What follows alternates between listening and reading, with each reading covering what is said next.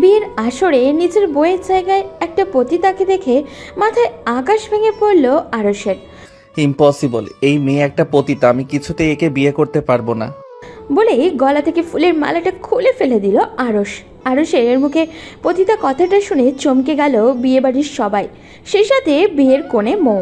কিছুক্ষণ বাদে যার সাথে তার জীবন বেঁধে দেওয়ার হবে সে তাকে পতিতা বলে ডাকছে। আরশ এর রিয়াকশন ছিল খুবই ভয়ঙ্কর। মৌয়ের মা বাবা অবাক হয়ে যায় তাদের হবু জামাই তাদের মেয়েকে পতিতা বলে ডাকছে। আরশের মা বাবা আরশকে থামার জন্য বিভিন্নভাবে চোখ রাঙানি দিচ্ছে। ছেলের হাত চেপে ধরে সাইডে নিয়ে গিয়ে আরশের বাবা বললেন, আমাদের মান সম্মান কি সব শেষ করে দিবে তুমি? তোমার বিয়ে করার ইচ্ছে ছিল না সেটা আগে বললেই পারতে।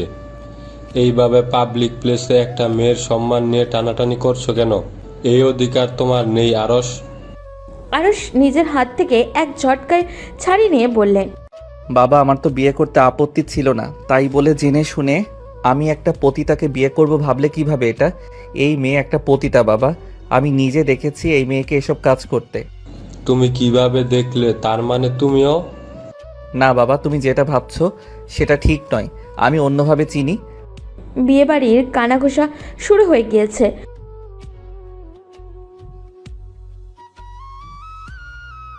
আরশ আর আরশের বাবার কাছে মৌয়ের ফ্যামিলি সবাই চারিদিক থেকে ঘিরে ধরে। আরশের কাছে অনুনয় বিনয় করে বলে, জামাই বাবা, এগুলো কি বলছো? আমাদের মেয়ে এমন নয়, তোমার কোথাও ভুল হচ্ছে। আরশ সমস্ত বরযাত্রী কন্যাযাত্রীদের সামনে চিল্লিয়ে বলতে থাকে, আপনারা কতটুকু জানেন আপনাদের মেয়ে সম্পর্কে? আপনাদের মেয়ে একটা চরিত্রহীন পতিতার ব্যবসা করে ছেলেদের সাথে রাত্রি যাপন করে বেড়ায়, আমি নিজে তার সাক্ষী। আরশকে তার বাবা একটা চড় মেরে বলে, এনাফ হয়েছে, আর নয়। সব কিছুরই লিমিট আছে। কোথায় কাকে দেখেছো না দেখেছো তার জন্য বৌমাকে দোষ দিচ্ছ? আমি যা সত্যি তাই বলছি। এই যে মিস মৌ, ভুলে গিয়েছেন আমাকে? ভুলে গিয়েছেন আমাকে আপনি, তাই না? 7 দিন আগে আমার বন্ধুদের সাথে কন্টাকে গেছিলেন আর আমি নিজে আপনাকে বোঝালাম এসব রাস্তা থেকে সরে আসতে। কি মনে নেই আপনার? মৌ আরশের কলার চেপে ধরে বলে, enough is enough mister Aarush. আপনি যদি আমাকে পছন্দই না হবে তাহলে বিয়ে করতেন না। কেন আমাকে সমাজের চোখে ছোট করছেন? আমার চরিত্রে কেন দাগ লাগাচ্ছেন? কি করেছি আমি আপনার? আরশ বিরক্তি নিয়ে বলে, একদম নাটক করবেন না। কি করেছেন মানে সব ভুলে গিয়েছেন?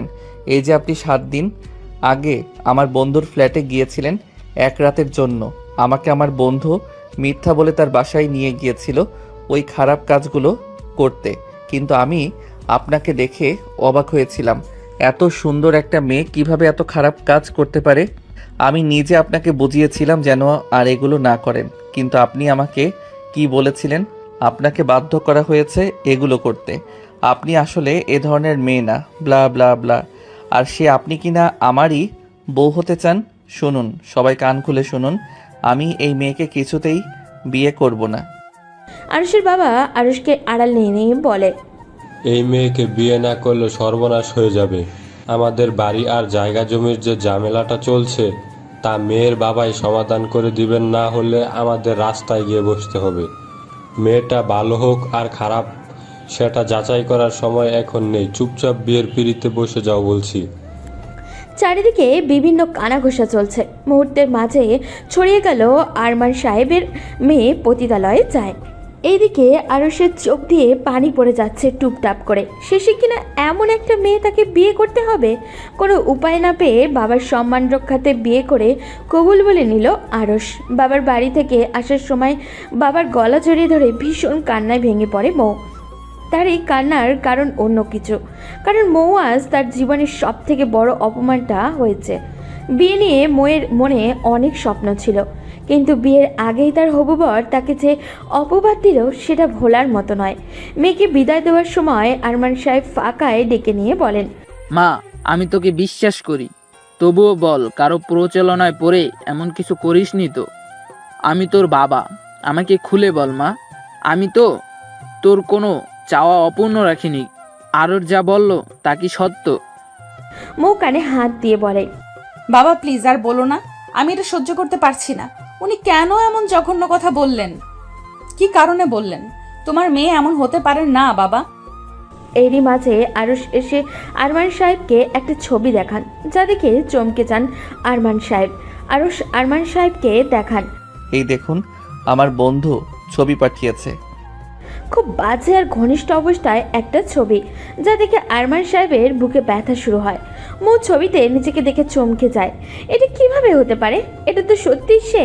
একটা ছেলের সাথে, ছেলেটা আর কেউই নয়, আরুষের বন্ধু। আরুষ আরমান সাহেবকে বলে, এবার আপনার মেয়েকে বলুন কে মিথ্যা বলেছে, আমি না আপনার মেয়ে। আপনার মেয়েকে উত্তর দিতে বলুন। এই অবৈধ উপায়ে আপনার মেয়ে টাকা ইনকাম করে কার জন্য? টাকার জন্য নাকি নিজের শরীরের চাহিদা মেটানোর জন্য?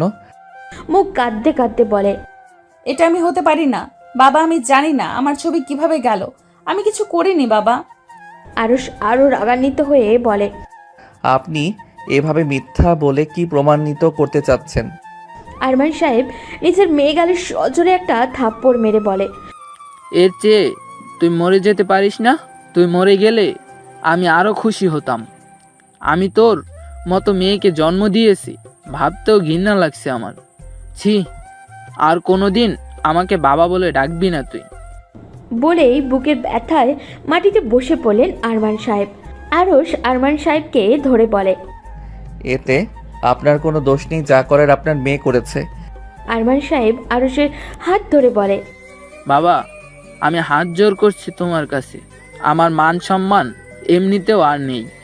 তুমি আমার মেয়েকে নিয়ে যাও। আমি কথা দিচ্ছি ও আর কখনো এমন করবে না। নিশ্চিত খারাপ বন্ধুদের পাল্লায় পড়ে এমন করেছে।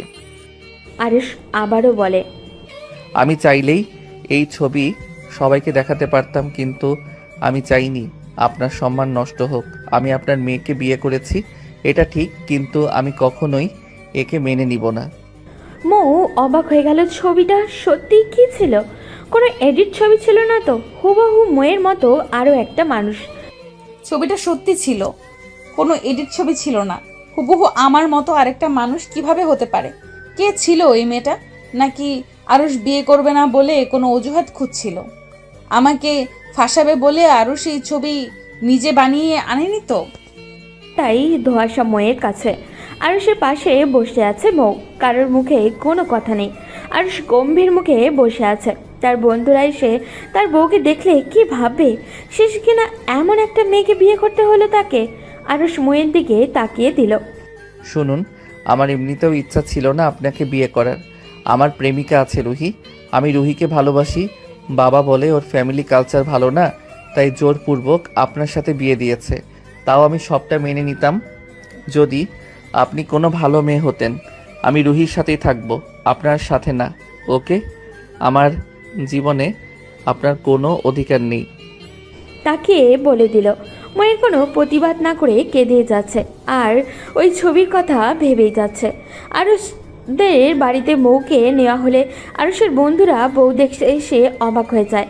আরুষকে বলে, কিরে ভাই, ভালোই বিয়ে করেছি। বউও পাবি, মাঝে মাঝে আমরাও ফ্রিতে পাবো, তোরও টাকা ইনকাম হবে। শেষে কিনা এই মেয়ে বিয়ে করলি? সেদিন তো কত জ্ঞান দিলি আমাদের, আর আজ নিজেই পতিতা বিয়ে করে আনলি। আরুষ রাগে রুম থেকে বেরিয়ে গেল। চলবে কি? একটা পতিত মেয়ের সাথে নিজের বর যাকে তুলনা করে তার মনই মাইন্ড অনেক ভেঙে যাওয়ারই কথা। বিয়ের আসরে যেটা ঘটে গেল সেটা নিয়ে খুবই চিন্তিত মৌ।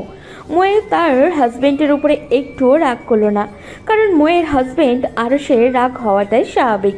কেননা আরুষ যে ছবিগুলো দেখিয়েছে সেগুলোতে সত্যি ময়ের মতো একটা মেয়ে ছিল।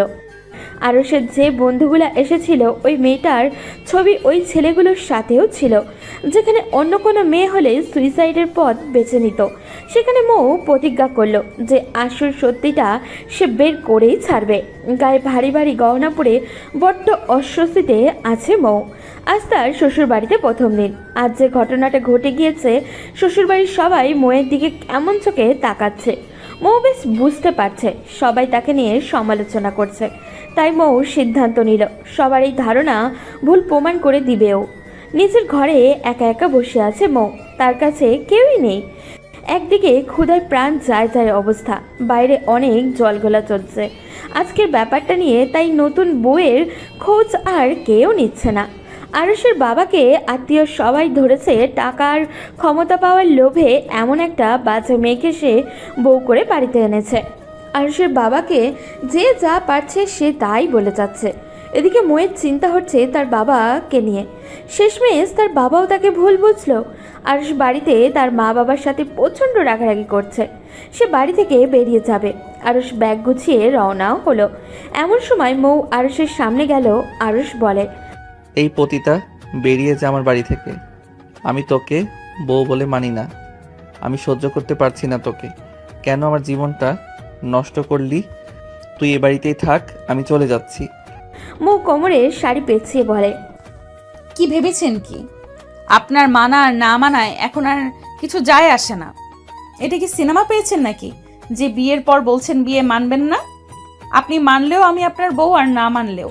হিন্দি মুভি নাকি বাংলা মুভি, কোনটা দেখে এগুলো শিখেছেন? এইসব ন্যাকা ন্যাকা সিনেমার ডায়লগ বাস্তবে কাজে লাগবে না। বিয়ে মানবেন না বললেই হয়ে গেল? শুনুন, আমার সাথে বেশি বাড়াবাড়ি করবেন না। এমনিতেই লোকসমাজে আমার মান সম্মান বলে কিছু রাখেননি। যেখানে চারদিকে মানুষ আমার বাবাকে বলতো মৌয়ের মতো মেয়ের বাবা হওয়ার ভাগ্যর ব্যাপার, সেখানে আপনি আমাকে কলঙ্কিত করে চলে এসেছেন। আরুষ মৌয়ের কথা না শুনে হাঁটা দিল। এমন সময় মৌ আরুষের হাত ধরে টানতে টানতে রুমের ভেতরে নিয়ে রুমের দরজা লক করে দিল। বাড়ি ভর্তি আত্মীয়, অবাক হয়ে গেল সবাই। সবাই বলা বলি করছে এমন বউ আজ প্রথম দেখলো। লজ্জার মাথাকে বরকে টেনে ঘরে নিয়ে গেল। মৌ কারোর কথায় পাত্তা দিল না, ঘরের দরজা লাগিয়ে বলে, আজ আমাদের ফুলসজ্জা, আর আপনার ফুলসজ্জা আমার সাথেই হবে। আর হ্যাঁ, ন্যাকামি করে এটা বলার প্রয়োজন নেই যে আপনি সোফাতে ঘুমাবেন বা ফ্লোরে। আমার সাথে এই খাটেই ঘুমাবেন। সেটা না হলে গলায় দড়ি দিয়ে এই ফ্যানের সাথেই ঝুলে সুইসাইড নোট লিখে রেখে দেব, বুঝলেন? কোনো সিনেম্যাটিক ডায়লগ দিবেন না। Mister Aarush, I love you. না মানে আগে ভালোবাসতাম না, বাট এখন থেকে বাসি, আর ভীষণ ভালোবাসার চেষ্টা করব। কারণ আপনি আমার স্বামী, তাই আমার আপনাকেই ভালোবাসা উচিত, আর আপনারও আমাকেই ভালোবাসা উচিত। আন্ডারস্ট্যান্ড? আপনি ভাববেন না আমাকে ছেড়ে যেতে চাইলেই আমি যেতে দিব। কালেমা পড়ে বিয়ে পড়েছি, ছেড়ে দেওয়ার জন্য নয় মিস্টার। আরুষ অবাক হয়ে গেল। কোথায় ভেবেছিল সে তার বউকে ধমকিয়ে রাখবে, উল্টা তার বউ তাকে ধমক দিয়ে দিল। আরুষ ভেবেছিল মেয়েটা ভয়ে চুপসে যাবে, কিন্তু হলো পুরাই উল্টা। আরুষকে অবাক হয়ে তাকিয়ে থাকতে দেখে মৌ বলে, লিসেন, কি ভাবছেন আমি কেমন টাইপের মেয়ে, তাই তো? যেটা ভাবছেন ওইটাই ঠিক। আমি ওই টাইপের মেয়েই। আমাকে বাংলা সিনেমার শাবানা ভাবার কোনো কারণ নেই। আর আমি ইনামিনা টিনা মার্কা মেয়ে না। ভেবেছেন আমাকে দিনের পর দিন খোঁটা দিয়ে যাবেন আর খারাপ ব্যবহার করবেন, আমি সেটা মুখ বুজে সহ্য করব? কখনোই না। শুনুন, আপনি আমাকে ভুল বুঝেছেন, সেটা স্বাভাবিক ব্যাপার। আমি খুব পজিটিভ মাইন্ডেড মেয়ে, এতে আপনাকে কোনো রূপ দোষ ত্রুটি দিব না। আমি আপনার জায়গায় আমি থাকলেও এমনভাবেই রিয়্যাক্ট করতাম, কারণ আমি জেনে শুনে চাইতাম না যে আমার হবু বর পতিতালয়ে যায় আর তাকে আমি বিয়ে করি। আপনার যোগ্য স্ত্রী হয়ে আমি দেখাবো যে আমার সম্পর্কে আপনার যে ধারণা হয়েছে সেটা ভুল। আরুষকে অবাক হয়ে তাকিয়ে থাকতে দেখে মৌ বলে, আরুষ ভাবতেই পারেনি এমন চমৎকার একটা মেয়ের সাথে তার বিয়ে হবে। মেয়েটি কোথায় যেমন পটু, কোনো রক্তে মাংসে গড়া ছেলে তার প্রেমে না পড়বে না। আরুষ জীবনে এমন সুন্দর মেয়ে কখনো দেখেনি। একটা মেয়ে কতটা পজিটিভ মাইন্ডের হতে পারে সেটা মৌকে না দেখলে বুঝতোই না। আরুষের মুখে কোনো কথাই ছিল না মৌকে বলার মতো। তাছাড়া আরুষ তো জীবনে এমন মেয়েই চেয়েছিল যে তার প্রেমের জালে জড়িয়ে রাখবে, তার কথা সারাক্ষণ শুনবে, শুনতে ইচ্ছাও হবে। আরুষ ভ্রুকুচকে মৌয়ের দিকে তাকিয়ে বলে, আপনি কি আমাকে খুন করবেন নাকি? মৌ হেসে বলল, এসব খুনটুন করে বিধবা হতে চাই না আমি। আরুষের সামনেই মৌ তার শাড়ি খুলতে শুরু করলো। এক্সকিউজ মি, আপনি কি করছেন এগুলা? শাড়ি খুলছি, এত ভারী শাড়ি আর গহনা জাস্ট নেওয়া যাচ্ছে না। তাই বলে আমার সামনেই? তাহলে কি রাস্তার ছেলেদের সামনে খুলবো? আমি শাড়ি খুলবো সেটা আপনার সামনে। আরুষ নিজের চোখ বন্ধ করে ফেলল। মৌ হালকা হাসতে হাসতে বলে, মিস্টার ভদ্রলোক, আমি আগেই আপনার ব্যাপারে সব জেনে নিয়েছি। আপনার সামনেই কিছু পরার না থাকলেও যে খারাপ নজর দিবেন না সেটা আমি জানি। শুধু একটু দুষ্টুমি করার জন্য এটা করা। বেটা ভেবেছিল বাঘের পার্ট নিবে। দিয়েছি তো ভেড়া বানিয়ে, এই জন্যই বান্ধবীরা বলেছিল প্রথম রাতেই বিড়াল মেরে দিবি। দিয়েছি তো বিড়াল মেরে, এবার মিউ মিউ করে বেড়াও। আমাকে পতিতা বলা, দেখো না কি কি করি। আরুষ বেচারা একদমই মুখে কোনো কথা নেই যে সে যে মৌকে কিছু বলবে, তেমন কোনো রাস্তা মৌ খোলা রাখলো না। আরুষ চোখ খুলতেই অবাক, ঘরের মাঝে তার নতুন বউ সাদা ধবধবে টি শার্ট পেটিকোট পরে দাঁড়িয়ে আছে। মৌ নিজের চুল হাত খোপা করতে করতে বলে, কি দেখছেন দেখুন, আমি রাতে টি শার্ট ছাড়া ঘুমাতে পারি না। এটা নিশ্চয়ই আপনার টি শার্ট, আপনাকে জিজ্ঞাসা না করেই পরে নিলাম। কাল আমাকে কয়েকটা টি শার্ট আর স্কার্ট কিনে দিবেন। আর আপনি কি এই শেরওয়ানি পরে ঘুমাবেন নাকি? যান গিয়ে ফ্রেশ হয়ে আসুন। আরুষ ড্রয়ার থেকে একটা 3/4 আর গেঞ্জি নিয়ে ওয়াশরুমে প্রবেশ করলো। শাওয়ার ছেড়ে আরুষ ভেবেই যাচ্ছে, কি মায়াবী এই মেয়েটা, যে মেয়েটাকে সে সহ্যই করতে পারছিল না, আর সে মেয়েটাই তার কথার জাদুতে আরুষের মন বদলে দিয়েছে। যে মেয়েটা এত মিষ্টি করে কথা বলে, সেই মেয়েটা এত বাজে প্রফেশনে কিভাবে যেতে পারে? এই মেয়েটাকে তো যে কেউ ভালোবাসতে পারতো, তাহলে মেয়েটা কেন এমন করলো? মেয়েটার কথাগুলো এমন স্পষ্ট আর ক্লিয়ার, তাতে মনেই হয় না যে মেয়েটার অমন প্রফেশনের। এমন সময় কেউ একজন ঘরের দরজায় কড়া নাড়ল। মুখ গায়ে ওড়না পেঁচিয়ে দরজা খুলতেই আরুষের বন্ধুরা এসে হাজির। আরুষের বন্ধুরা মৌকে এমন পোশাকে দেখেই অবাক, শেষ বাজিয়ে বলে, কি পতিতা বিয়ে করার কি প্রয়োজন ছিল? তোমাদের কি আবার সংসার লাগে নাকি? এমনিতেই তো সব পাও তোমরা, কারো বউ হওয়ার যোগ্যতা আছে নাকি তোমার? আরসের মতো ভালো ছেলের কপালে এই জুটলো, আজ আবার হবে নাকি ফুলটুসি? মোট ঠাস ঠাস করে শব্দে আরুষের বন্ধুর গালে একটা সজোরে থাপ্পড় মেরে দিল। আরুষের বন্ধুর গালে ঠাস করে চড় মেরে দেওয়ার সাথে সাথে চমকে যায় আরুষের বন্ধু। আরুষের বন্ধু উল্টা মৌয়ের গালে চড় মারতে গেলে মৌ হাত ধরে ফেলে। আরুষ ওয়াশরুম থেকে বেরিয়ে দেখে মৌ ওর বন্ধুদের হাত ধরে রেখেছে। আরুষ বিষয়টা দেখে অবাক হয়ে যায়। আরুষকে দেখে আরুষের বন্ধু বলে, দেখ ভাই তোর বউ। মৌ আরুষের বন্ধুর হাত ঝাড়ি মেরে বলে, উনি কি দেখবে? ওনাকে ডাকছেন কেন? ওনাকে নালিশ দিবেন আর উনি আমাকে মেরে বাড়ি থেকে বের করে দিবেন? কি এতক্ষণ কি বলেছিলেন? আমি পতিতা? আমার সংসারের প্রয়োজন নেই, বিয়ের প্রয়োজন নেই, আপনার বন্ধুর জীবন নষ্ট করেছি? প্রথম কথা, আমি পতিতা নই।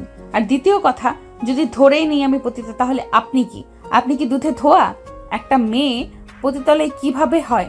একটা মেয়ে পতিতা কিভাবে হয় যদি আপনার মতো ভদ্রলোকরা তাদের কাছে না যায়? একটা পতিতা অবশ্যই তার পেশা ছেড়ে দিত যদি আপনার মতো ভদ্রলোকরা তাদের কাছে না যেত। একটা মেয়ে টাকার জন্য একটা ছেলের সাথে সময় কাটালে তাকে পতিতা বলে, আর একটা ছেলে টাকা দিয়ে সময় কাটালে তাকে কি বলে? উত্তর দিন, তাকে কি বলে? একটা মেয়ে পতিতা হলে সেই মেয়েটির সাথে রাত কাটানো ছেলেগুলোকে পতিতা বলে। আমার যদি বিয়ে করার রাইট না থাকে, আপনাদের কিভাবে রাইট থাকে?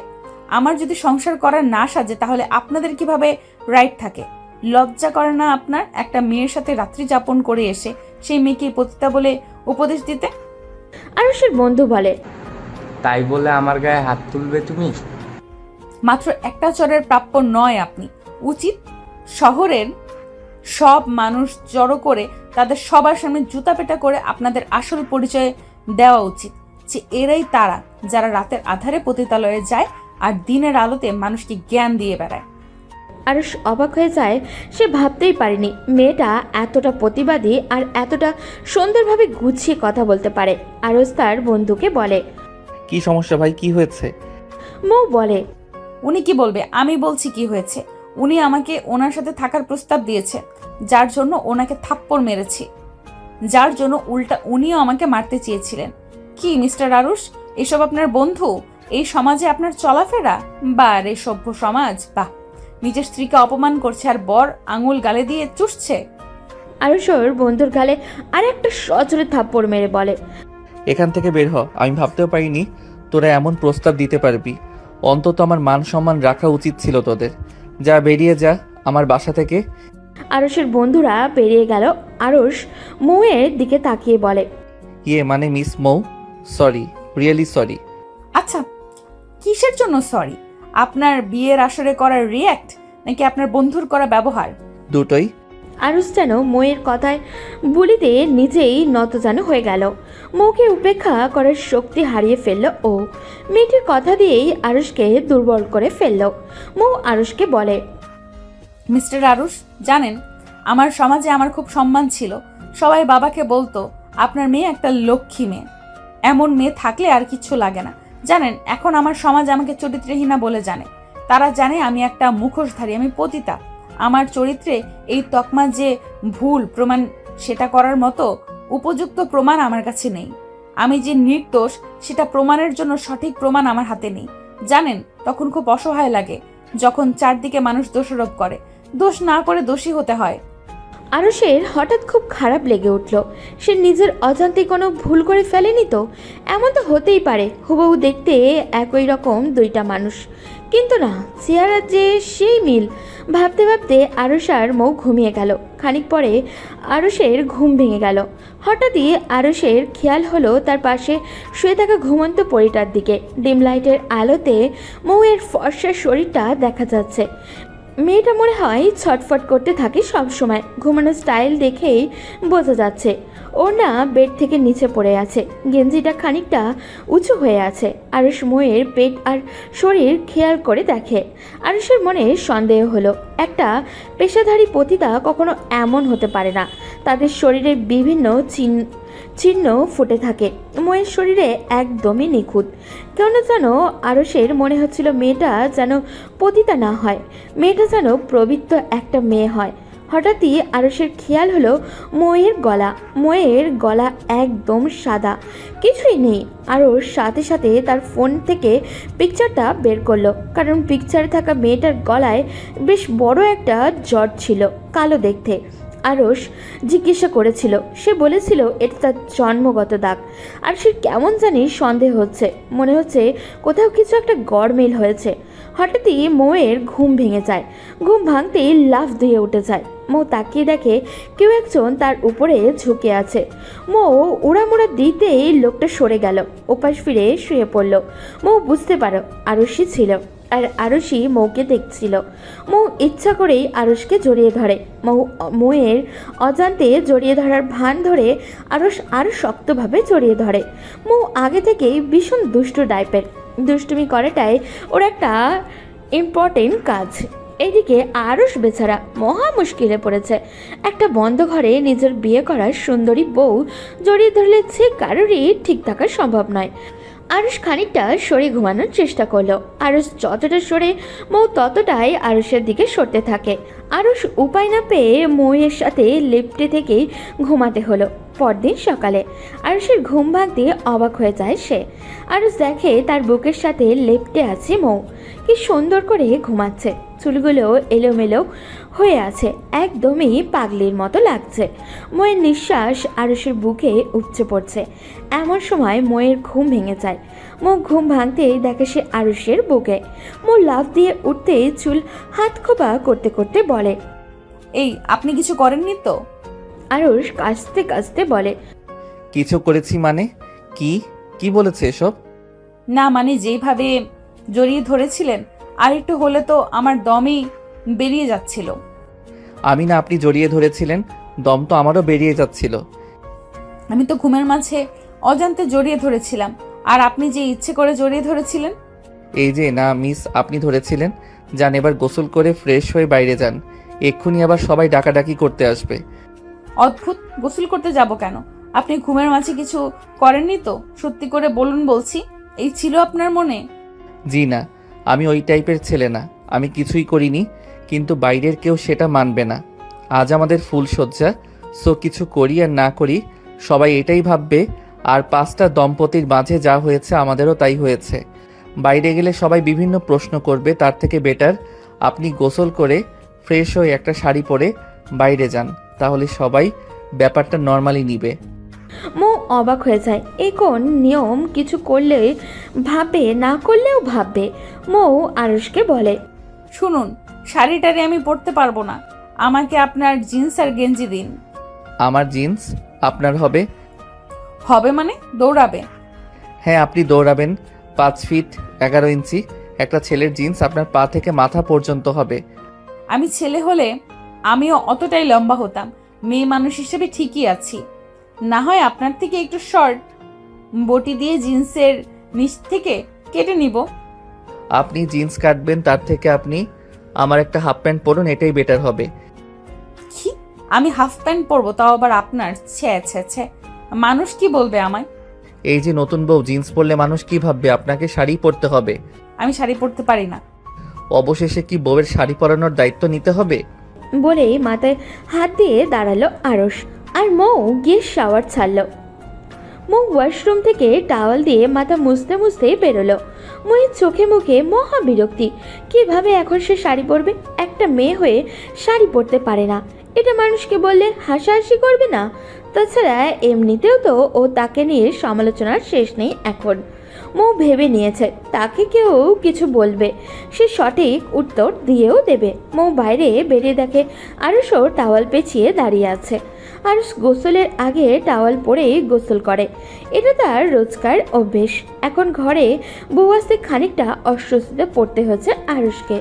মৌ আরুষের দিকে তাকিয়ে বলে, এই যে হ্যালো, আপনার কোনো লজ্জা নেই তাই না? এইভাবে আমার সামনে জাস্ট টাওয়াল পেঁচিয়ে দাঁড়িয়ে আছেন, গায়ে শর্ট গেঞ্জি কিছুই নেই।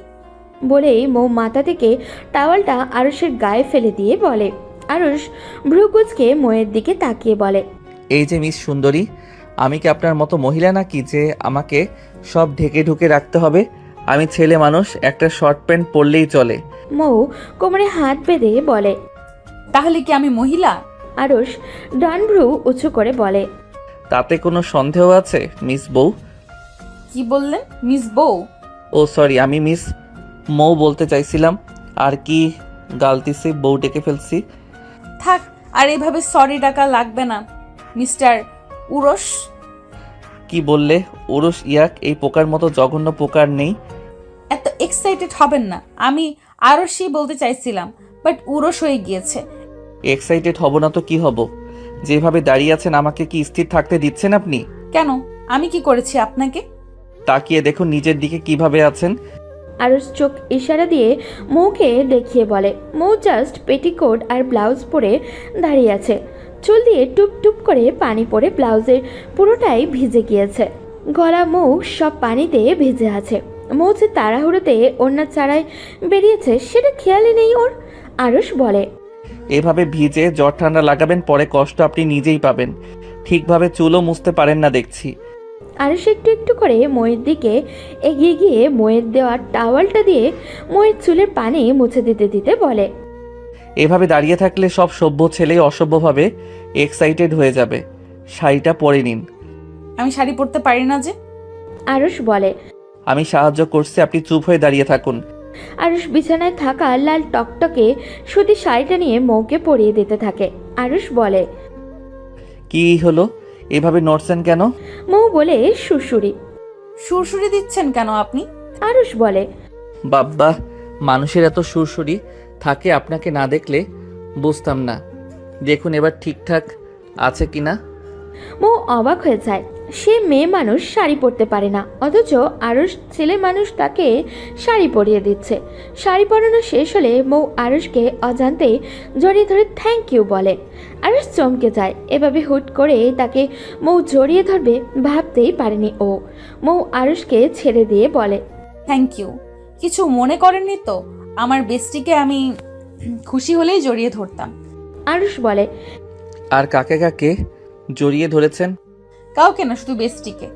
না, আবার রাস্তার কোনো ছেলের প্রতি খুশি হয়ে জড়িয়ে ধরেননি তো? আমাকে কি এমন হয়ে হয় আপনার? এমন সময় আরুষের ফুফু ডাকতে বাইরে থেকে। মৌ বাইরে গেলে আরুষের ফুফু বলে, বাপের বাড়ি থেকে কিছু শিখুনি? বিয়ের মৌ চুপ থাকার মেয়ে নয়, ফুফুকে বলে, আপনি বড় হন তাই, আপনাকে ধরলে পাপ নেই কোনো। দেখুন, আমি আজ আরো খুব ভোরে ঘুম থেকে উঠেছি। রেগুলার এত সকালে ঘুম থেকে ওঠা সম্ভব নয়। কাল থেকে 8টার আগে আমাকে কেউ ডাকবেন না। আর দেখুন, আমার সাথে আমার বাপের বাড়ির তুলনা করবেন না। বাড়ির বউ বলে ভাববেন না, যা কিছু বলে পার পেয়ে যাবেন। ভালোবাসা দিলে ভালোবাসা পাবেন। আরুষের ফুপু তো আকাশ থেকে পড়ে। এটা ঘরের বউ নাকি অন্য কিছু? মৌ বাইরে যাবার পর আরুষ ময়ের ফোন চেক করে। ময়ের ফোনে কয়েকটা মেসেজ এলো। ময়ের বেস্টির পিকচারগুলো পাঠিয়েছে আর পিকচারগুলো দেখছে, অনুশোচনায়ও ভুগছে। প্রতিটা ছবিতে তারিখ উঠে আছে। 10ই জানুয়ারির দিনই তো মৌ তার বন্ধুদের বাসায় এসেছিল টাকার বিনিময়ে। একই সময়ে একটা মানুষ দুইটা জায়গায় কিভাবে থাকতে পারে?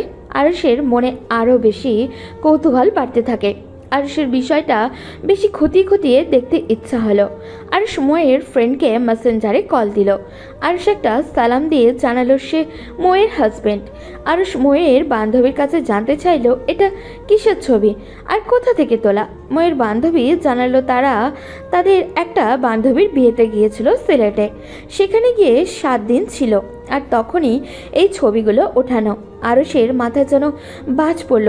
একই দিনে ঢাকা টু সিলেট 1 ঘন্টার মাঝে যাওয়া আসা সম্ভব নয়, কারণ সেদিন মৌকে ভাবা মেয়েটি আরুষের বন্ধুদের সাথে কয়েক ঘন্টা ছিল।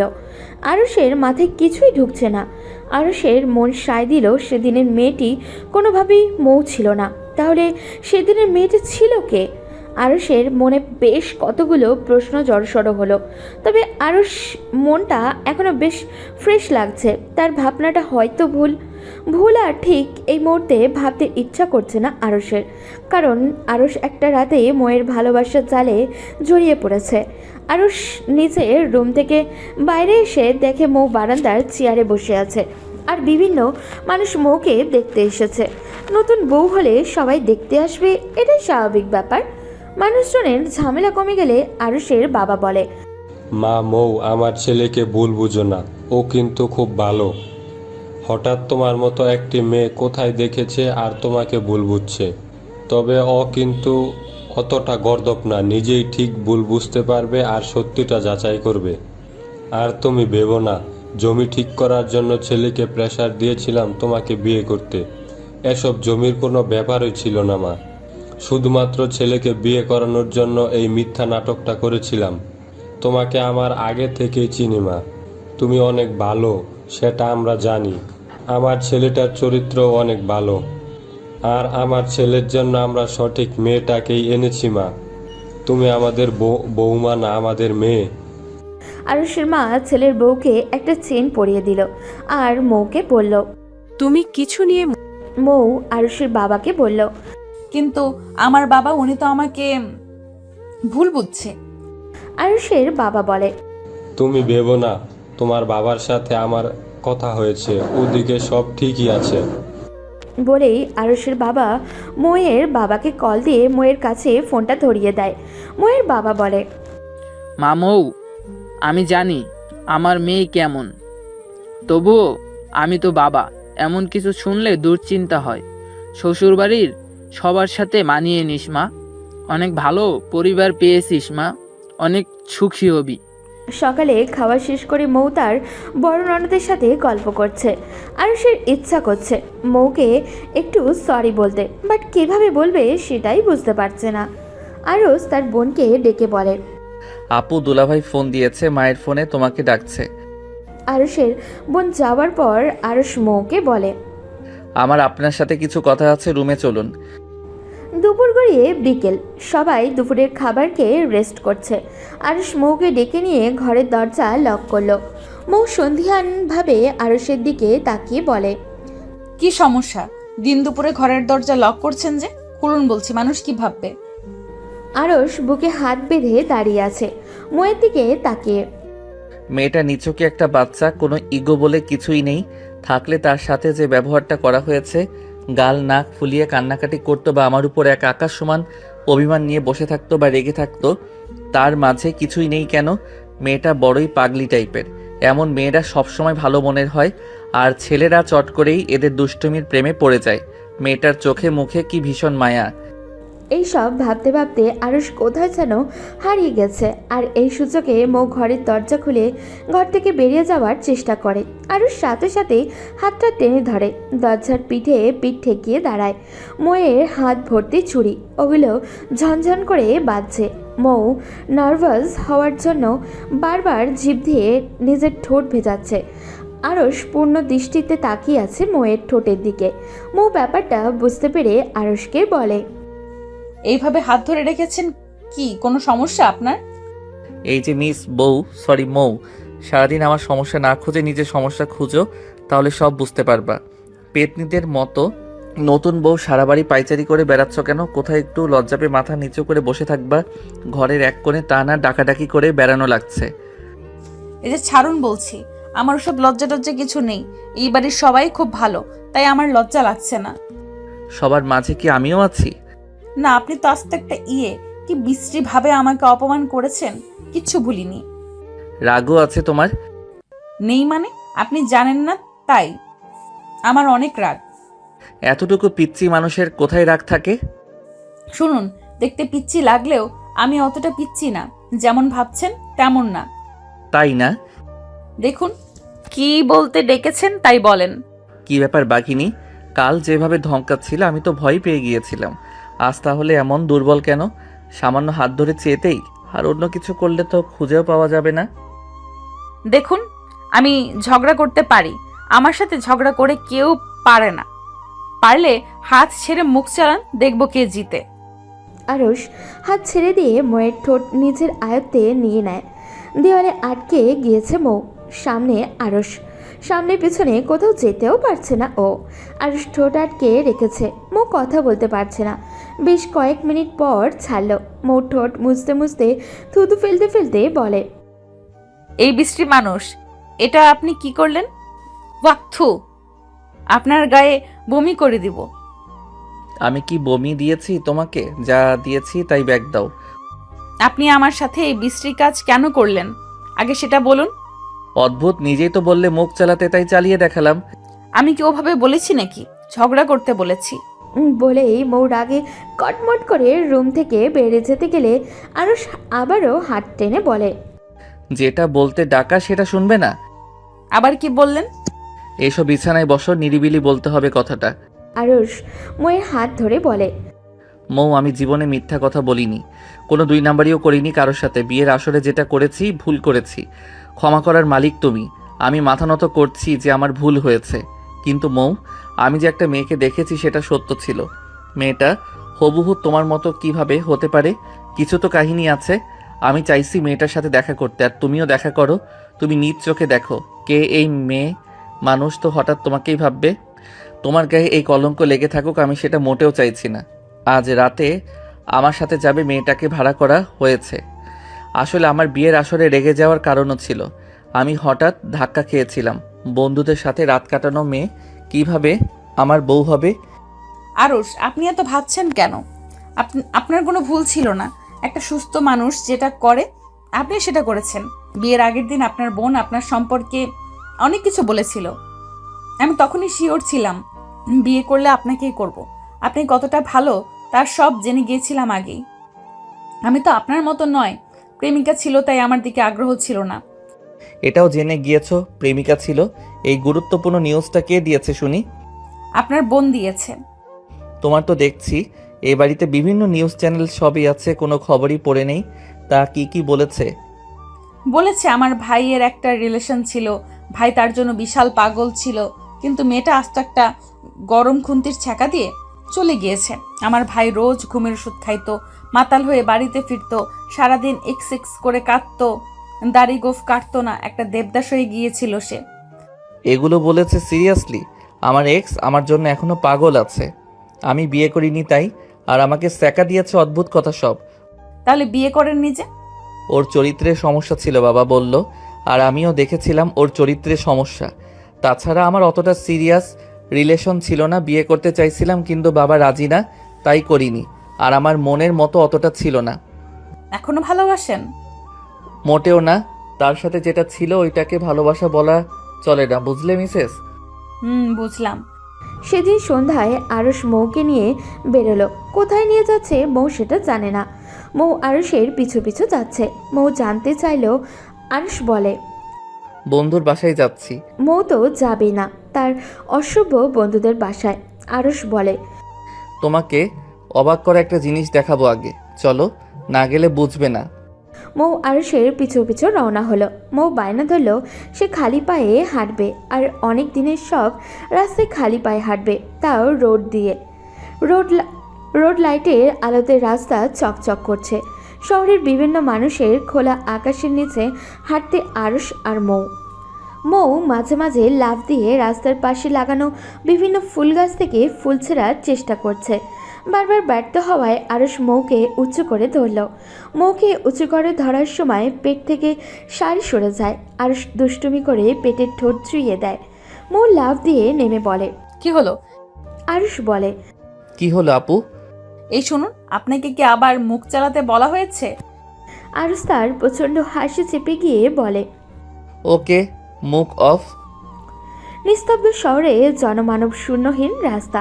এই রাস্তায় খুব একটা মানুষ চলাচল করে না, কোথাও কেউই নেই। পাশাপাশি হাঁটছে মৌ আর আরশ।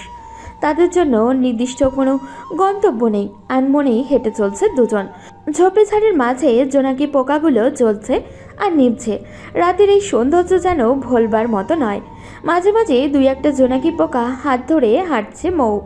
আরশ মৌয়ের এই বাচ্চামোগুলো দেখছে আর মৌয়ের প্রতি মুগ্ধ হচ্ছে। আরশ বারবার মৌয়ের প্রেমে পড়তে বাধ্য হচ্ছে। ইচ্ছা করছে মৌকে বুকের সাথে জড়িয়ে ধরতে, কিন্তু সেই সাহসটা পাচ্ছে না। হঠাৎ করে গাছের একটা ডাল ভেঙে পড়ায় মৌ ভূত ভেবে ভয়ে এসে জড়িয়ে ধরে আরশকে। এমন শক্তভাবে আরশের শার্টের বোতামে একটা ছিঁড়ে যায়, মৌয়ের হাতের মাঝে চলে আসে। আরশের শিরা উপশিরা পেয়ে যেন উষ্ণ ছোঁয়া বয়ে যাচ্ছিল। মৌ চোখ বন্ধ করে পড়ে আছে আরশের বুকে। আরশ নিজেই দু হাত দিয়ে আগলে ধরে মৌকে, মাথায় হাত বুলিয়ে বলে, আমি আছি, ভূতেরাও ভয় পাবে তোমাকে ভয় দেখাতে। আমরা চলে এসেছি প্রায়। ওই যে ওই নীল রঙের বিল্ডিংটায় যাব আমরা। চলো, আজ আশ্চর্য একটা জিনিস দেখবে তুমি। মৌ নিজে জানতো না সে ঠিক কী দেখতে চলেছে। বিল্ডিংয়ে প্রবেশ করে আরশ কলিং বেল চাপতেই দরজা খুলে দিল একটা মেয়ে। মৌ হুবহু তার মতো একটা মেয়েকে দেখে চমকে যায়, যেন তার প্রতিচ্ছবি দেখছে সে। আরশও যেন মানসিক মহাতৃপ্তি পেল। আরশের বউ যে সেই মেয়েটা না, সেটা ভেবেই আরশের মুখে হাসি ফুটল। মৌ আর মৌয়ের মতো দেখতে মেয়েটি দুজন দুজনের দিকে তাকিয়ে আছে। দুজনেই যেন চমকে গেল। কিভাবে সম্ভব হুবহু দুটো মানুষের মিল হওয়া? দুজন দুজনের দিকে একভাবে তাকিয়েই আছে। মৌ আরশের দিকে তাকিয়ে রইল। মৌয়ের ভঙ্গিমা এমন ছিল যে সত্যি আশ্চর্য হয়েছে। মৌ মেয়েটিকে বলে, কে তুমি? তুমি হুবহু আমার মতো দেখতে কিভাবে হলে? যমজ ছাড়া তো এমন হওয়া সম্ভব না। মেয়েটি ওড়না দিয়ে মুখ ঢেকে বলে, খদ্দের ছাড়া কারোর সাথে কথা বলি না আমি। আপনার কোনো কথার উত্তর দেওয়া সম্ভব নয়। আমার টাকাটা পেলে আমি চলে যাব। আগে বলো তুমি কে? বাসা কোথায় তোমার? আমি সত্যি অবাক হচ্ছি তোমাকে দেখে। তুমি কি অবাক হচ্ছ না তোমার মতো হুবহু একটা মেয়েকে দেখে? কিছুটা হয়েছি, তবে আমার দুনিয়ার কোনো কিছুর প্রতি অতটা আগ্রহ নেই। তাই এসব অবাক করা কোনো কিছুই আমার মাঝে অনুভূতি জাগায় না। তোমার বাসা কোথায়? পতিতাদের নিজস্ব বাসা থাকে না, তারা রোজ কারো না কারো বাসায় থাকে। বলছি, আমাকে এখানে ভাড়া করে আনা হয়েছে আজ রাতের জন্য। আপনাদের খদ্দের কজন তাদের পাঠান। আমাকে কাজ শেষ করে মহল্লায় ফিরে যেতে হবে। সেখানে আবার খদ্দের আসবে, আর খদ্দের না থাকলে বলুন আমি চলে যাই। তোমার তো টাকা চাই তাই না? রোজ তো ছেলেদের সাথে সময় কাটিয়ে টাকা নাও, আজ না হয় আমার সাথে গল্প করলে। চিন্তা করো না, ডাবল টাকা দেব। আমার ডাবল টাকা চাই না, যা ঠিক করা হয়েছে তাই দিলেই হবে। আচ্ছা, নাম কি তোমার? আরশি। আমার নাম আরশি। ও কি তোমার হাজবেন্ড? হুম। অনেক ভালো মানুষ। তুমি অনেক ভাগ্যবতী। এবার আমি আসি, আমার পারিশ্রমিক লাগবে না। তুমি এইভাবে যেতে পারো না, তোমার পরিচয় আমাকে দিতেই হবে।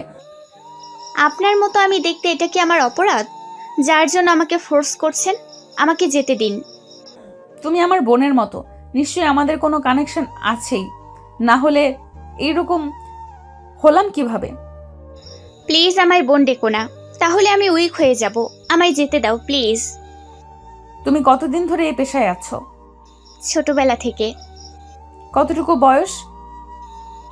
এই ধরো 7 বছর থেকে। কষ্ট পেতে না এই পেশার জন্য? হ্যাঁ পেতাম। অনেক বয়সী মানুষ এসে যখন অত্যাচার করত, খুব কাঁদতাম। তারা হাত পা বেঁধে অত্যাচার করত। ধীরে ধীরে সব সহ্য হয়ে গিয়েছে আমার। তোমার মা বাবা কেউ নেই? হ্যাঁ, মা নিজে এ পেশার আর আমাকে এ পেশায় নামিয়েছে। আচ্ছা আপনারা থাকুন, আমি আসি। আরশি নামের মেয়েটা চলে গেল চোখ মুখ ঢেকে। খুব গম্ভীর টাইপের একটা মেয়ে। মৌ আরুষের দিকে তাকিয়ে অবাক হয়ে তাকিয়ে বলল, আরুষ মেয়েটা চলে গেল, ওর কাছে আমার অনেক কিছুই জানার আছে। মেয়েটা এইভাবে যেতে পারে না। মেয়েটাকে এটা আমার জানা দরকার, আমি জানতে চাই। তুমি চিন্তা করো না, মেয়েটার ঠিকানা জেনে এখানে টাকা দিয়ে এনেছিলাম। দেখেছো আমি কেন তোমায় ভুল বুঝেছিলাম। মৌকে খুব সন্দিহান দেখে আরুষ বলে, চলো তোমার বাবার বাসায় যাই, তোমার বাবাও হয়তো চিন্তায় আছে। মৌ আর আরুষ মৌদের বাড়িতে গেল। মৌ তার বাবাকে দেখেই জড়িয়ে ধরে বলে, বাবা, আমি তোমার খারাপ মেয়ে না বাবা, আমি কিছুই করিনি। আমার মতো হুবহু দেখতে আরেকটা মেয়ে আছে বাবা। মৌয়ের বাবা আরুষের দিকে তাকাতেই আরুষ একটা অমায়িক হাসি দিয়ে বোঝালো সব ঠিকঠাক আছে। মৌয়ের বাবা বলে, মা, জামাইকে নিয়ে ঘরে যাও। এমন সময় আরুষের কিছু ফ্যামিলি ফটোর দিকে নজর যায়। আরুষ দুইটা বাচ্চা তো ছবির দিকে তাকিয়ে বলে, ওই বাচ্চা দুইটাকে? মৌয়ের বাবা বলে, আমার মেয়েরা, মৌ আর মৌসি। মৌসি ছোটবেলায় মারা যায়। ওরা দুজনে যমজ ছিল। মেয়ে দুইটা আমার প্রাণ ছিল, কিন্তু মৌসিকে বাঁচাতে পারিনি আমরা আগে এমন একটা জায়গায় থাকতাম, সেখানে এক সময়ে খুব শেয়ালের উৎপাত শুরু হয়। মৌ আর মৌসি এক জায়গায় ঘুমিয়েছিল। সেখান থেকে মৌসিকে শেয়ালে টেনে নিয়ে গিয়েছিল। তারপর আমরা মৌকে নিয়ে ওখান থেকে চলে আসি। আরুষ বলে, মৌসির লাশ পেয়েছিলেন? না, পাইনি। আমার মনে হচ্ছে মৌয়ের মতো দেখতে মেয়েটাই আপনার মেয়ে। কোনো না কোনোভাবে ও বেঁচে গেছিল। এবার মৌ বলে, মেয়েটা যে বলল ওর মা এই পেশায়, তাই ও এই পেশায়। হয়তো সে জানি না তার অতীতে কি ঘটেছিল। মৌয়ের বাবা বলে, আরশ আমার মেয়ের মতো দেখতে। কে সে? আমি তাকে দেখতে চাই। আমাকে নিয়ে চলো বাবা। আরুষও বলে, চিন্তা করবেন না, পুলিশ নিয়ে যাব। আমার বন্ধু এসআই আমি সব কিছু বলে রেখেছি। আমার আগেই সন্দেহ হচ্ছিল কিছু একটা গড়বড় আছে। মৌয়ের বাবা আবারও বলে, কিভাবে প্রমাণ করব সত্য আর মিথ্যা, কি আসল কি নকল? এবার আরুষ বলে, আপনি চিন্তা করবেন না, এখন ডিএনএ টেস্টের ব্যবস্থা আছে, খুব সহজেই প্রমাণ হয়ে যাবে সব। যমজ দুটো মেয়ের একটা নিখোঁজ হওয়াতে দীর্ঘদিন মানসিক যন্ত্রণায় ছটফট করেছে মৌয়ের বাবা। সে জানে ছোটবেলায় তার মেয়ে মারা গিয়েছে। এতগুলো বছর পর তার মেয়ের মতো আরও একটি মেয়ে আছে শুনে অস্থিরতা বেড়ে চলেছে মৌয়ের বাবার। সারাটা রাত ঘুম হয়নি তার। পরের দিন আরুষ খুব ভোরে মৌয়ের বাবাকে আর মৌকে রেডি হতে নিয়ে বলল, কারণ আরুষ সব রকম খোঁজখবর নিয়েই বেরিয়েছে। নির্জন পাহাড়ি এলাকা, চিকন সরু রাস্তা দিয়ে হেঁটে চলেছে মৌ, আরুষ আর মৌয়ের বাবা আর পুলিশ অফিসার। এই নির্জন এলাকায় কোনো মানুষ কিভাবে থাকতে পারে? একদিকে তেমন কোনো মানুষের বাড়ি নেই। দূরে হলুদ কালারের একটা দোতলা বিল্ডিং দেখা যাচ্ছে। ঠিকানা অনুযায়ী ওই বাড়িটাতেই সেই বাড়ি। মৌ আরুষ বাড়িতে প্রবেশ করতেই শুনতে পায় করুণ কান্নার সুর। ভিতরে একটি মেয়ে কাঁদতে কাঁদতে বলছে, কেমন মা তুমি? নিজের মেয়েকে এমন একটা রাস্তায় নামিয়ে দিয়েছো। আমার এসব ভালো লাগে না মা। আমি মুক্তি চাই। কেন আমার এই মুখটা মানুষকে দেখলে লুকিয়ে রাখতে হয়? কেন মানুষ আমাকে দেখলে দেহভোগের বস্তু মনে করে? আমার এই শরীরটা শকুনেও খাবে না মা। ছি, ঘেন্না লাগে আমার নিজের প্রতি। রোজ রাতে পুরুষ পাল্টাতে হয় আমাকে। আমার এই জীবনটা আমি আর চাইছি না মা। আমার জীবনেও আমি একটা রঙিন বসন্ত চাই। এই রঙহীন জীবনটা আমার আর ভালো লাগে না। আমাকে তুমি মুক্তি দাও মা। এত টাকার প্রয়োজন কেন মা তোমার? আমাকে তো লেখাপড়া করালে আমি চাকরি করেও টাকা উপার্জন করতে পারতাম। কেউ একজন ঠাস ঠাস শব্দে একটা চড় মেরে বলল, চাকরি করে ঠিক কত টাকা পেতি তুই? এখানে একটা ভালো কাস্টমার লাখ টাকাও দেয়। চাকরি করে মাসে 15 থেকে 20,000 টাকা, তার বেশি তো পেতি না। খুব বুলি ফুটেছে না রে তোর? কেমন মা তুমি? মানুষের মা নিজের সন্তানের সম্মান রক্ষা করে, আর তুমি আমাকে মানুষের কাছে ঠেলে দাও। বাইরে থেকে আরুষ কলিং বেল চাপল। কলিং বেল চাপতেই দরজা খুলে দিল এক ভদ্র মহিলা। মৌয়ের বাবা বলে উঠল, এ কি আতিয়া তুমি? আরুষ, মৌ, অফিসার সবাই অবাক হয়ে গেল। মৌয়ের বাবা এই মহিলাকে কিভাবে চিনে? মহিলা কি উত্তেজিত হয়ে বলল, কিসের আতিয়া? কে আতিয়া? কি ভুলভাল বকছেন শুনি? বলেই দরজা লাগাতে গেলে আরশ দরজাটা খুব জোরে ধাক্কা দিয়ে ঘরের বিপদে প্রবেশ করলো। সাথে মোয়ের বাবা অফিসারও প্রবেশ করলো। মোয়ের বাবা আরমান আহমেদ চমকে যান আরশিকে দেখে। আরমান আহমেদ আতিয়াকে দেখে বলল, আতিয়া, তুমি আমাকে চিনছো না? আমি আপনাকে কিভাবে চিনব? কারা আপনারা? এভাবে আমার বাড়িতে কেন প্রবেশ করেছেন? আতিয়া, তুমি আমাকে না চেনার ভান করছো কেন? তুমি আমাকে চিনছো না? আজব। হঠাৎই আরমান আহমেদের চোখ আরশির দিকে যায়। আরমান আহমেদ এর হাত পা কাঁপছে। এটা কিভাবে সম্ভব? হুবহু তার মেয়ের মতোই দেখতে। একটা মেয়ে, হুবহু তার মেয়ের মতোই দেখতে। আরমান আহমেদের চোখ ছলছল করছে। এটাই তাহলে তার মৌসি? আরশি নামের মেয়েটির চোখ খুব ছলছল করছে পানিতে। আতিয়া নামের মহিলাটি বলে, আরশি ঘরের মাঝেও যাও এখান থেকে। আরশি ঘরের ভেতরে প্রবেশ করতে গেলে পুলিশ অফিসার বলে, দাঁড়ান ম্যাডাম, আপনার আইডেন্টি পরীক্ষা করতে হবে। আপনার নামে একটা জিডি হয়েছে। আপনার কিছু স্যাম্পল নেব। আমার সাথে ডাক্তার আসছে। পরীক্ষার রেজাল্ট আসা পর্যন্ত আপনি আমাদের হেফাজতে থাকবেন। আতিয়া নামের মহিলাটি বলে, আপনারা কোন সাহসে আমার বাড়িতে এসে আমার মেয়েকে মানসিক চাপ দিচ্ছেন? কিসের আইডেন্টি চেক? পুলিশ অফিসার বলেন, মিস্টার আরমান এর সন্দেহ মিস আরশি তার হারিয়ে যাওয়া মেয়ে। আরমান আহমেদ বলেন, আতিয়া, তুমি আমাকে চিনছো না? এত বড় মিথ্যা কথা বলতে পারলে? না, আমি আপনাকে চিনছি না। কে আপনি? আরমান বলেন, তুমি আমার বাসায় 1 বছর কাজ করলে, আজ আমাকেই চিনছো না? আর তোমার সাথে মেয়েটি কে? সত্যি করে বলো। তাছাড়া সেদিন তুমি তো বলেছিলে শেয়ালে আমার মেয়েকে টেনে নিয়ে গিয়েছে। তুমি চেষ্টা করেও মেয়েকে বাঁচাতে পারোনি। আমরা চলে আসার পর তুমি থেকে গিয়েছিলে, আর আজ এতদিন বাদে তোমাকে দেখেছি। আরশ বলে, বাবা, এবার আমি বুঝতে পারছি এই মহিলার মাঝে সব ঝামেলা আছে। এই মহিলাকে ধরলেই সব কিছু পাওয়া যাবে। আতিয়াও বলে, আপনারা কি করছেন? এগুলো অনেক বড় অন্যায়। পুলিশ অফিসার বলেন, ন্যায় আর অন্যায় প্রমাণ হয়ে যাবে, সেটা আপনার দায়িত্ব নয়।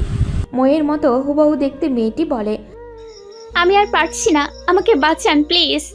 আমি আর নিতে পারছি না। এই জীবনটা আমাকে কষ্ট ছাড়া আর কিছুই দেয়নি। আমি তো পতিতা হতে চাইনি। আমাকে কেন আমার মা পতিতা বানালো? আরমান আহমেদ বলে, মা মৌসি, তুই আমার মেয়ে। আমি তোকে নিয়ে যাব এই খারাপ পরিবেশ থেকে। আমি ভাবতেও পারিনি আবার তোকে ফিরে পাবো। ও তোর মা নয়, তুই আমাদের মেয়ে। মা। এবার আরশি বলে, দেখুন, আপনাদের কোথাও ভুল হচ্ছে। আমি কিভাবে আপনাদের মতো এত ভালো মানুষের মেয়ে হব? পুলিশ অফিসার বলেন, ভুল আর ঠিক আমরাই বুঝবো মিস আরশি আর মৌসি। আপনাকে ডিপ্রেস লাগছে, আপনি প্লিজ মাথা ঠান্ডা করুন। 3 দিন বাদে ডিএনএ টেস্টের রেজাল্ট আসে। আরমান আহমেদের সাথে ম্যাচ করে গেছে। আতিয়াকে রিমান্ডে দিলে স্বীকার করে সে ইচ্ছা করেই এমন করেছে। সে একটা টিমের সাথে জড়িত, মেয়েদের কেনাবেচা করে এসব কাজে লাগিয়ে দেয়। মৌসিকে ইচ্ছাকৃতভাবেই চুরি করে খুব কম বয়স থেকে এই পেশায় দেওয়া হয়েছে। আর সে আতিয়ার গালে একটা থাপ্পড় মেরে বলে, কেন আমার জীবনটা এভাবে নষ্ট করলে? আমার এত সুন্দর একটা ফ্যামিলি থাকতে পতিতালয়ে এনে রেখেছিলে। কি দোষ ছিল আমার? আজ আমারও ময়ের মতো একটা সুন্দর জীবন হতো। মৌসির হাত ধরে বলে, বোন, আমার থেকে ভালো জীবন তোরও হবে। বলে মৌসিকে জড়িয়ে ধরে ভীষণ কান্নায় ভেঙে পড়ে ও। এতদিন পরে মেয়েকে ফিরে পেয়ে মৌয়ের বাবাও কান্নায় ভেঙে পড়ে। আরমান সাহেব মেয়েকে বলে, মা, আমরা তোর সাথেই আসি। তোর জীবনে আমরা সুখ শান্তি ফিরিয়ে দিব। বেশ কয়েকদিন ধরে আরমান আহমেদের ফ্যামিলিতে ঝামেলা লেগেছিল। সব ঝামেলা মিটে যাওয়ার পরে আরমান আহমেদের ফ্যামিলিটা পূর্ণতা পেল। বাড়ির ব্যালকনিতে দাঁড়িয়ে আছে মৌসি। মনটা ভীষণ খারাপ। খারাপ অতীত বারবার মনে পড়ছে তার। মৌসি ব্যালকনিতে দাঁড়িয়ে দেখে মৌ আর আরস খুনসুটিতে মেতে আছে। দেখে মৌসির ঠোঁটের কোণে এক পশলা হাসি এলো। মৌসি ভাবছে, জীবনে নির্দিষ্ট একটা মানুষ থাকলে বোধহয় এতটাই ভালো লাগে। একটা মানুষ থাকলে জীবনটা গোছানো থাকে। একটা পরিবার থাকাটা এতটা আনন্দের আগে জানা ছিল না মৌসির। এর আগে কখনো তার কাছে আকাশটা এতটা বেশি সুন্দর লাগানি। হঠাৎই পেছন থেকে কেউ ডাক দিল, মিস সানজিদ আহমেদ। মৌসি, হ্যালো ডিয়ার। মৌসি অবাক হয়ে পেছনে তাকিয়ে দেখে পুলিশ অফিসার আহিন দাঁড়িয়ে আছে একগুচ্ছ ফুলের তোড়া নিয়ে। মৌসি সেদিন এই অফিসারকে ভালোভাবে খেয়াল করে দেখেনি। স্লিম ফিগার, গায়ের গড়ন পাতলা, লম্বা ফর্সা, বেশ সুন্দর দেখতে। পুলিশ অফিসার আহিন মৌসির কাছে গিয়ে ফুলের তোড়াটা এগিয়ে দিয়ে বলে, এটা আপনার জন্য। কি হলো, এই অধমের ছোট উপহার গ্রহণ করতে কি খারাপ লাগছে আপনার? আমাকে ফুল দিচ্ছেন কেন? আমি এর যোগ্য নই। আপনার সাথে বন্ধুত্ব করার জন্য আমি কি আপনার বন্ধু হতে পারি? আর নিজেই অন্তঃফুল হয়ে বলছেন ফুলের যোগ্য না আপনি। আহিন মৌসির দিকে বন্ধুত্বের হাত বাড়ালে মৌসি অবাক হয়ে যায়। তার মতে মেয়ের সাথে কেউ বন্ধুত্ব করবে। অবাক হয়ে প্রশ্ন করে, আপনি আমার গোটা জীবনের সব ইতিহাস জেনে আমার সাথে বন্ধুত্ব করতে চাইছেন মিস্টার আহিন? এটা নিছকই হাস্যকর ব্যাপার। করুণা করছেন আমার উপর, সহানুভূতিশীল হচ্ছেন আমার প্রতি, তাই না? আমার কারো বন্ধুত্ব চাই না আহিন সাহেব। আমি একাই ভালো আছি। এই অপবিত্র মানুষের সাথে কাউকে জড়াতে চাই না আমি। মিস মৌসি, আপনি ভুলে যাচ্ছেন গতকালকের আপনি আর আজকের আপনি এক না। আরশি আর মৌসির মাঝে অনেক তফাৎ। আরশি ছিল মৌসির ছায়া, মৌসির উপর জোরপূর্বক চাপিয়ে দেওয়া একটা চরিত্র মাত্র। আরশি একটা মহল্লার মেয়ে আর মৌসি একটা পরিবারের আছে, একটা ভালো পরিবেশের মেয়ে মৌসি। আইনের কাছে মনে হয়েছে মৌসি এক রঙিন বসন্ত, সে যে কারো জীবনকে রঙিয়ে তুলতে পারবে। মৌসি মানেই এক বসন্তের ছোঁয়া। মিস্টার আহিন, আমার জীবনে ঘন কালো গাঢ় অন্ধকার। সেখানে কারো বন্ধুত্বের মূল্য আমি দিতে পারবো না। আমার কালো অতীত আমাকে বারবার মনে করিয়ে দেয় আমি কে ছিলাম, কোথায় ছিলাম। আমি ভুলতে পারছি না। আমার জীবনেও এক খারাপ অতীত আছে। জীবনে অনেক কিছু ঘটে, কিন্তু সেটা পিছনে ফেলে চলে আসতে হয়। আমিও একজনকে ভালোবাসতাম। মেয়েটা আমাকে রেখে অন্য একটা রিলেশনের সাথে শারীরিক রিলেশনও করত। ওই ধরনের মেয়েরাই প্রকৃত পক্ষের পতিতা। সেখানে আপনি তো বাধ্য হয়েছিলেন। ভালোবাসা নিয়ে আমি কিছুই বুঝি না আহিন সাহেব, কারণ কেউ আমাকে কখনো ভালোবাসেনি। আর ভালোবাসা কেমন হয় সেটাই বুঝি না আমি।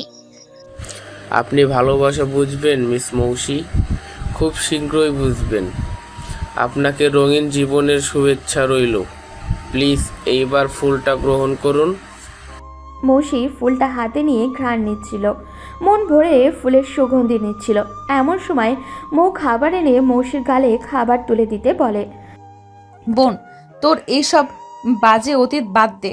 দেখ না, আমরা আছি তো, আমরাই তোর প্রকৃতপক্ষের ভালোবাসার মানুষ।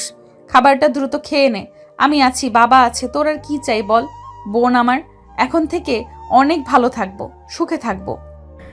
মৌসি মৌকে বলে, জানো এই বাড়িতে আসার পর আমি যতটা আদর ভালোবাসা পাচ্ছি গোটা জীবনে আমি তা পাইনি। ভালোবাসার মানুষরা এমনই হয়, তাই না? আরমান সাহেব এসে মৌসির কপালে চুমু দিয়ে বলে, হ্যাঁ মা, ভালোবাসার মানুষ এমনই হয়। আমরা যা কিছু সব দিয়ে তোদের ভালো রাখবো আমি। তুই হারিয়ে যাওয়ার পর আমার এক পাশ খালি ছিল, আজ যেন মন ভরে শ্বাস নিচ্ছি। রোজ একটু একটু করে আহিনের সাথে মৌসির কথা হতো। কথা বলতে বলতে একটা সময় তাদের মাঝে গাঢ় বন্ধুত্বের সৃষ্টি হয়। আহিন পুরো টাইম দিত মৌসিকে। মৌসির পুরো জীবনটা রঙিন করে দিল আহিন। আহিনের কেয়ার আর যত্নে মৌসি ভুলে গেছিল তার অতীত। 6 মাস কেটে গিয়েছে। এই 6 মাসে আরশ, আহিন আর মৌয়ের বাবার চেষ্টায় মৌসি আজ বেশ সুস্থ স্বাভাবিক। আস্তে আস্তে নিজেকে মানিয়ে নিয়েছে তার পরিবারে। বিছানায় বসে ফোন হাতে নিয়ে ছটফট করছে মৌসি। তার এখন আহিনকে ফোন দিতে ইচ্ছা করছে, কিন্তু কিভাবে ফোন দিবে? আর আহিনী বা কী ভাববে, 7-5 ভাবতে ভাবতেই নাম্বার ডায়াল করে কল দিয়ে বসে আছে মৌসি। এমন সময় আরও শেষে বলে, কাকে মিস করছে আমার একমাত্র শালিকা? আপনাকে জিজু, শুধুই আপনাকে। হ্যাঁ, তাই তো ডায়াল কলে আহিন বাবুর নাম্বার দেখছি। এরই মাঝে মৌ এসে বলে, কে কাকে মিস করছে শুনি? আপনার বোন তার হবু জামাইকে মিস করছে বউ। আবার বউ ডাকছেন? বউকে কি কেউ চাচি ডাকে নাকি? আপনার খবর আছে আরুষ? হ্যাঁ, তা তো থাকবেই। এতদিনে একটু ভালোবাসতে পারলেন আর খবর। মৌসি হেসে দিয়ে বলে, now it's romance time upward জিজুর, আমি এখন যাই। মৌ আরুষকে পেছনে ধাক্কা মেরে ফেলে বলে, এই যে হ্যালো, কিসের ভালোবাসা শুনি? এত ভালোবাসা দিচ্ছি তাও মন ভরছে না, তাই না? আরুষ মৌয়ের হাত ধরে টেনে বিছানায় শুয়ে দিয়ে বলে, না ম্যাডাম, ভালোবাসাতে মন ভরবে না। মন ভরানোটা এত সোজা নয়। আমায় ভালোবাসেন আরুষ আপনি? তুমি কি এখন এটা বোঝো না মৌ? তুমি আমার জীবনে না আসলে অনেক কিছুই বুঝতাম না আমি। আমার জীবনে পূর্ণতা পেয়েছে শুধুই তোমার জন্য। মৌ আরুষের বুকে মাথা রেখে বলে, পৃথিবীর সব শান্তি আপনার এই বুকেতে আছে। এইভাবেই বাকিটা জীবন কাটিয়ে দিতে চাই। মৌ আরুষের সম্পর্ক ধীরে ধীরে আরও গভীর হতে শুরু করলো। আহিন আরমান সাহেবের কাছে বিয়ের প্রস্তাব পাঠালো। এই প্রস্তাবে আরমান সাহেব ভীষণ খুশি। মৌসির জীবন নতুন আলোতে ভরে উঠল। আহিন আর মৌসি একদিন সন্ধ্যায় তাদের বিয়ের শপিংয়ে বের হলো। দুজনে রিকশায় চুপি চুপি বসে আছে। আহিন মৌসির হাতটা শক্তভাবে চেপে ধরে বলল, মৌসি, ভালোবাসি তোমায়। এই আমাকে কি মন থেকে ভালোবাসতে পারবে? মৌসি বলে, তুমি তো জানোই আমার জীবনের সব। আমার ভালোবাসা কি তৃপ্তি দেবে তোমায় আহিন?